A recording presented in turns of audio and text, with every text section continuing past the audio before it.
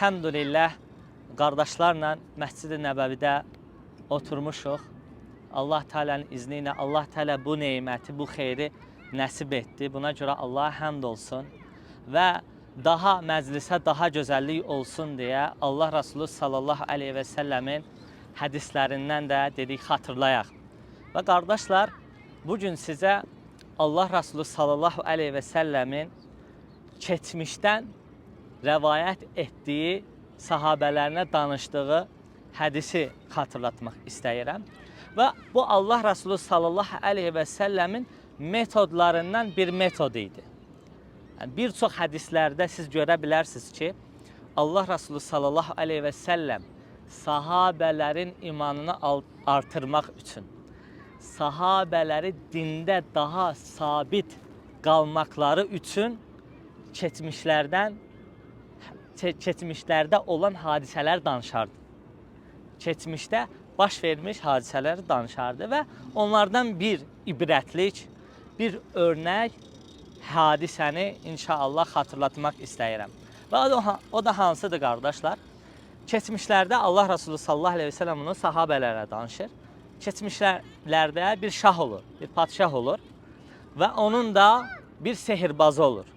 Və keçmiş qissələrə, hekayələrə baxsaz, hətta Quranda belə Musa aleyhissalamla Fironun diyaloqu və hədislərə baxsaz, görərsiniz ki, çox zaman müəlliklərin, şahların, padşahların köməkçiləri, yardımçıları sehirbazlar olardı. Onlarla insanları ələ alardılar, onlarla insanlara müqavimət göstərdilər və s. Və bir hadisələrdən, bir şahlardan da biri bu hədisədir ki, Allah Resulü sallallahu aleyhi ve sellem danışır. Deyir ki, bir şah var idi, bir də onun sehirbazı var idi. Və bu sehirbaz deyir, artıq yaşlanmışdır. Və bu sehirbaz yaşlandıqda şah ona deyir ki, artıq sənə bir tələbə lazımdır. Çünki bu günü sabahı var, sabah sən öləcəksən, sənin işini davam etdirəcək bir tələbə, bir gənc lazımdır. Bir gənc lazımdır və bir gənc bul, bir gənc axtar, öyrət onu, səndən sonra sənin yolunu davam etdirsin. Və qardaşlar, niyə gənc tələb edir? Yəni, bunu biz dinimizdən də görürük və keçmiş təcrübəli insanlardan da görürük ki, gənclərə önəm verilmişdir. Çünki gənclərin gələcəyi var, ömrü, həyatı qabaqdadır. Daha çox hizmət edər, daha çox yardımcı olar, daha çox işlər görər bilər deyə gənclərə daimə önəm verilmişdir. Hətta dinimizdə belə. Dinimizdə belə. Qur'ana baxsaq, Allah Teala nə buyurur? İnnəhum fityədun əmənu bi rabbihim və zidnəhum hudən. Onlar bir toplum gənc idi, Allaha iman edən. Biz də onların imanlarını daha da artırdıq. Allah Teala gəncləri tərif edir. Və deyir, onlar Allaha iman edən gənc idi. Yəni, burada gənclərin bir tərifidir. Hətta Allah Resulü sallallahu aleyhi və səlləmin həyatına baxsaq, gənclərə necə önəm vermişdir. Bax, Əli radiyallahu anh'a önəm verdi, dəyər verdi, onunla ayrıca məşğul oldu deyə Ali oldu, Ali xəlifə oldu, İslamın qılıncı oldu, İslamın xəlifəsi oldu, bu qədər mübarək, xeyir işlər gördü. Niyə? Çünki onun 10 yaşı, 12 yaş olduqda Allah Resulü sallallahu aleyhi və səlləm onunla ayrıca məşğul olardı. Baxın, Ənəs radiyallahu anh'a da necə məşğul oldu? Ənəs radiyallahu anh'a Allah Resulü sallallahu aleyhi ve sellem hizmət edirdi. Və Allah Resulü nə deyir hətta bir hədisdə? Deyir, o mənə uf belə demədi. Hətta məni bəzən buyurardı, onun dediklərini yerinə yetirməzdim. Başım qarşılar uşaqlarla oynayardım. Mənə bağırıb çağırmazdı. Mənimlə gözəl davranardı və mənə uf belə deməzdi. O cür ona əxlaq öyrətdi. Baxın, İbn Abbası necə yetişdirdi? Hətta nə oldu? Quranın tərcüməcisi oldu. Quranın müfəssir oldu İbn Abbas. Hətta gənc yaşlarından, uşaq vaxtından Allah Resulü sallallahu aleyhi ve sellem onlarla ilgiləndi. Mən bunları niyə danışıram qardaşlar? Mən hədisi danışacağım. Sadəcə hədisdən çıxan faydalardır. Yəni gənclərə diqqət etmək, gənclərə vaxt ayırmaq, onlara önəm vermək. Yəni uşaqdır, gəncdir deyib əlinə geri tələmək yox. Əfsuslar olsun ki, bu gün belədir. Yəni bu gün gənclərə tam dəyər verilmir. Sanki uşaq kimi, gəncdir, belə deyil. Yəni, bütün bizim gələcəyimiz gənclərdən asılıdır. Ona görə biz onların əlindən gözəl şəkildə tutmalıyıq. İstər dini işlərində, istər dünyəvi işlərində. Sən onlara dünyəvi işlərində də yol göstərməlisən, axirət işlərində də yol göstərməlisən. Çünki sən ondan 10 bayram, 15 bayram öndəsən, 20 bayram öndəsən. Sən artıq səndə bir təcrübə var və sən o topladığın təcrübəyi, etdiyin, yəni yanlışlar olsun, düzlər olsun, onlara çatdırmalısan ki, onlar da bilsin. Onlar da nə edəcəklərini daha yaxşı bilsinlər. Və ona görə biz Allah Resulü sallallahu aleyhi və səlləmin sirasından görməkdəyik, Quran ayətlərindən görməkdəyik ki, dinimiz gənclərə bir önəm vermişdir, gənclərə bir dəyər vermişdir və biz də bunlara baxıb özümüzə bir ibrət çıxartmalıyıq. Həmən şah da nə deyir? Deyir, sən bir gənc tap, öyrət ona, sənin işini davam etdirsən. O sehirbaz da özünə bir gənc tapır. Özünə bir gənc tapır, artıq gənc gəlir bunun yanında təlim almağa, yəni sehir təlimi, bildiyimiz küfür, bildiyimiz tağutluq, küfür əməllərini uşağa başlayır öyrətməyə. Və uşaq hər dərsə gedib gəldikcə sehirbazın yanına yolda bir kahinə rast gəlir. Onun yolunun üstə çoması olan bir kahin yaşayırmış, tək Allaha ibadət edən. Allahdan qeyri heç bir şeyə ibadət etməyən, tək Allahlıq inancında olan bir kahin yaşayırdı. Və gənc bu kahinə rast gəlir və hər dəfə sehirbaza gedib gəldikdə kahinlə söhbət edir. Kahinin yanına gedir. Kahinə deyir, sən kimsən? Sənin dinin nədir? Sən kimə ibadət edirsən? Deyir, Rəbbimə. Deyir, şahı mı qəsd edirsən? Yəni, şah o zaman özünü ilah kimi, Rəbb kimi tanıdırdı və uşağa da o cür ərz edilmişdi. Uşağa dedikdə, mən Rəbbimə deyir, şahı mı deyirsən? Deyir, xeyr, şahın da, sənin də, mənim də bütün aləmlərin Rəbbi olan Allaha qəsd edirəm. Ki o şahı da yaratmışdı, səni də, məni də, aləmi də yaratmışdı. Və beləliklə başlayır uşağa tövhid əqidəsini, tək Allahlıq inancını anlatmağa başlayır. Və uşaq artıq dərsə necə gəlir? Həm kahinin yanında gəlib oturur, onun danışdıqlarına, tək Allahlıq inancına qulaq asır. Sonra gedir sehirbazın yanına, oradan da küfrə, şirkə, tağutluğa qulaq asır.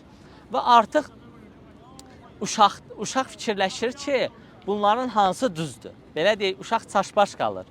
Sehirbazın danışıqları mı düzdür, yoxsa kahinin dedikləri mi düzdür? Və uşaq hər dəfə sehirbazın yanına dərsə getdikdə gecişir axı dərsə. Çünki niyə? Yolda kahinin də dərsində oturur.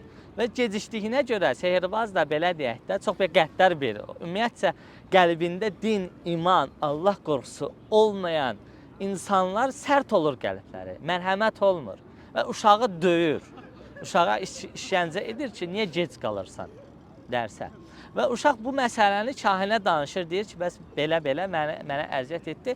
Kahin də ona deyir ki, sən deyir, gec qaldıqda de ki, məni evdəkilər mane oldu, gec gəlməyimə. Evdəkilərə də de ki, evə də gec gəldikdə de ki, mənə sehirbaz mane oldu. Beləliklə deyir, idarə elə. İdarə et, daha ki, sənə işgəncə edilməsin. Və uşaq belə də idarə edib, belə idarə edərək gedir.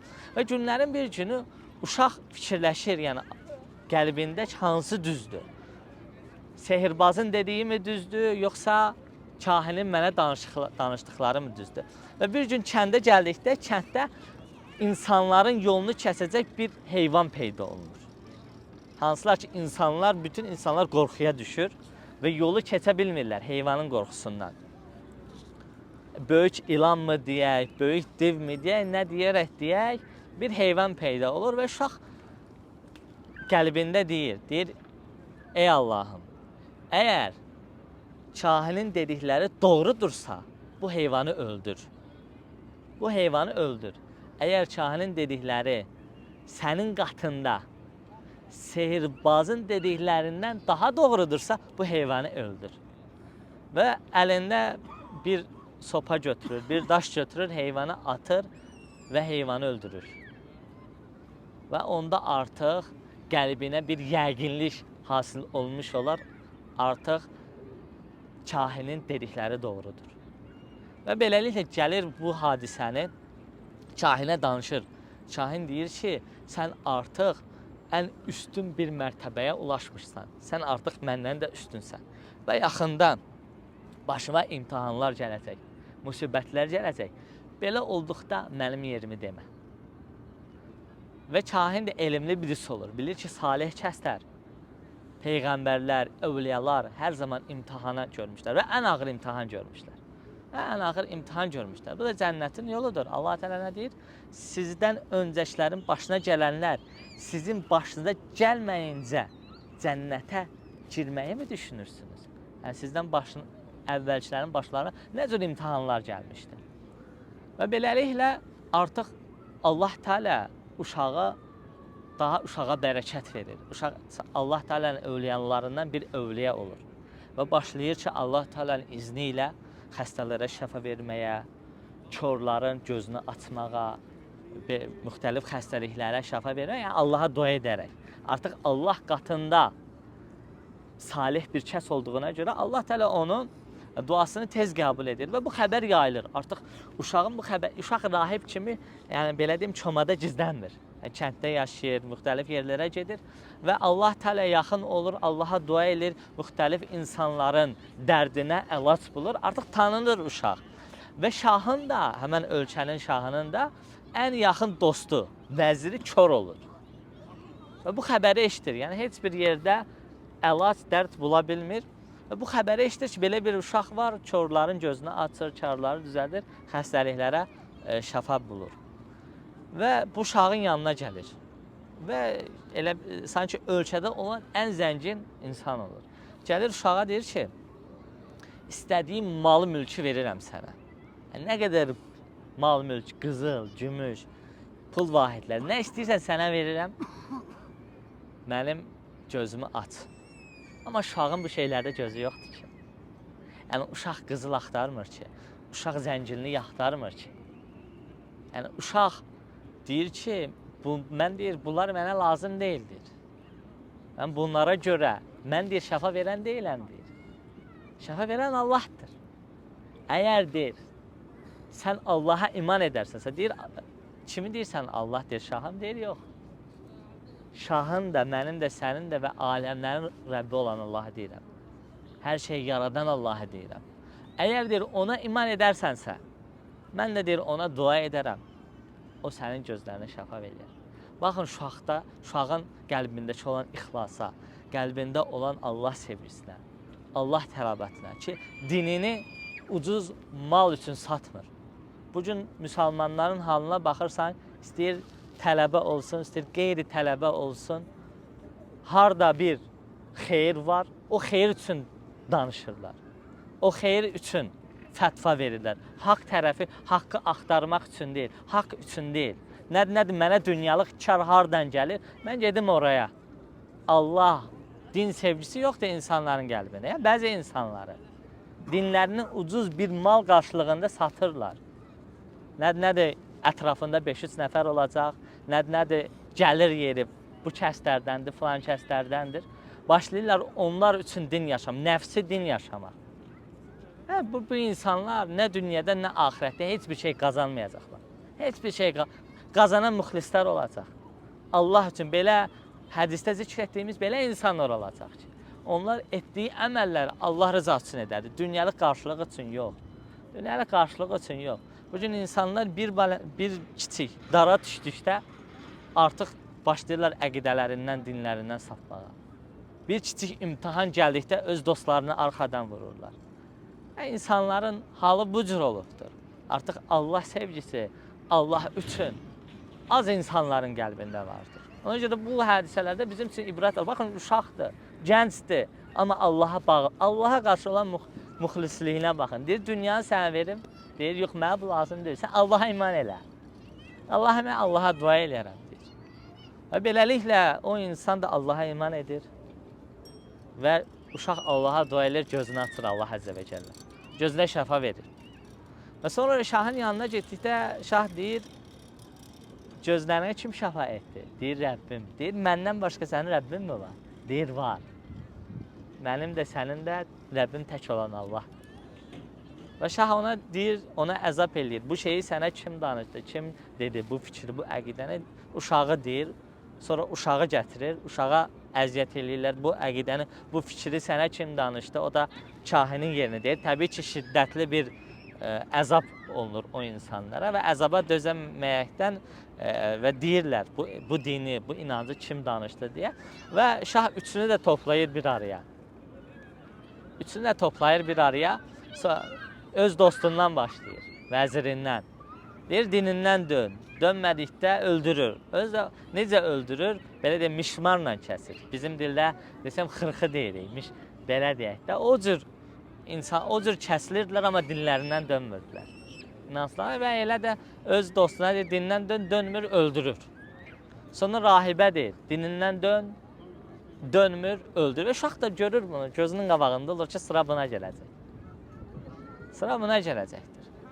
Və sonra sıra uşağa gəldikdə, uşağa deyir ki, aparın bunu, deyir, dağdan atın. Və uşağı dağa götürdükdə, uşaq yenə Rəbbinə belə bir dua eləyir. Deyir, ya Rabbi, məni nətər istəyirsən bunların əlindən qurtar. Və Allah Teala dağı sirkələyir, onları salır, uşağı onlardan qurtarır. Sonra şah yenə tutur, göndərir, deyir, bunu dənizdən atın. Uşaq yenə dua edir, deyir, ya Rabbi, məni nətər istəyirsən bunların əlindən qurtar. Yenə Allah Əzə və Cəllə onların əlindən qurtarır. Sonra gəlir, deyir ki, şaha, mənim dediyim şəkildə məni öldürməsən, öldürə bilməzsən. Mən sənə bir yol göstərəcəm, o şəkildə məni öldür, bundan qeyri məni öldürə bilməzsən. Deyir, nədir? Deyir, bütün insanları bir meydana topla, məni də qoy oxun arxasına. Və deyir ki, bu uşağın Rəbbinin adı ilə. Və o şəkildə məni öldürərsən, deyir, və o cür eləyir, bütün insanları toplayır və uşağın Rəbbinin adı ilə deyərək uşağı öldürür. Uşağı öldürür, bütün oraya yığılan insanlar hamısı iman edir. Hamısı iman edir. Baxın, uşağın məqsədi nə idi oraya toplamaq? Yəni, insanlara həqiqi Allahı tanıtsın, onları yaradanı tanıtsın. Dərdi insanları islah etməkdir. İnsanları islah etməkdir. Bu gün o cürnədə biz müsəlmanların dərdi bu cür olmalıdır. Yəni, yalnız özümüzü fikirləşməli deyilik. Hər tərəfdən, istər dünyəvi olaraq, istər dini olaraq. İnsanları da fikirləşməliyik. Yəni, özümüz toxuq deyə qonşumuz acdır, onu da fikirləşməliyik. Onu da qarnını doydurmalıyıq, qonşumuzun və yaxud da dostlarımızın. Yəni, tək özümüzü fikirləşməlidir. İslahat var. Əlhəm, biz haqqı bildikmi? Biz cənnət yolunu artıq tanımışıqmı? İnsanlara da göstərməliyik. İnsanlar cəhənnəmə getməsin. İnsanların cəhənnəmə getməyi bizə heç bir şey qazandıran deyildir. Amma onlara cənnətə vasitə olmağımız bizə böyük savablar qazandıracaqdır. Ona görə biz də nə etməliyik? Dərdimizi Allah dərdi etməliyik, din dərdi etməliyik. Qəlbimiz bu şeylərlə məşğul etməliyik. Boş şeylərlə, boş məsələlərlə deyil. Mənim xatırlatmaq istədiyim qardaşlar bu qədər. Subhanəkə, Allahumma və bihamdik. Əşhədü ən la ilahə illə ənt, əstəğfiruka və ətubu ileyk.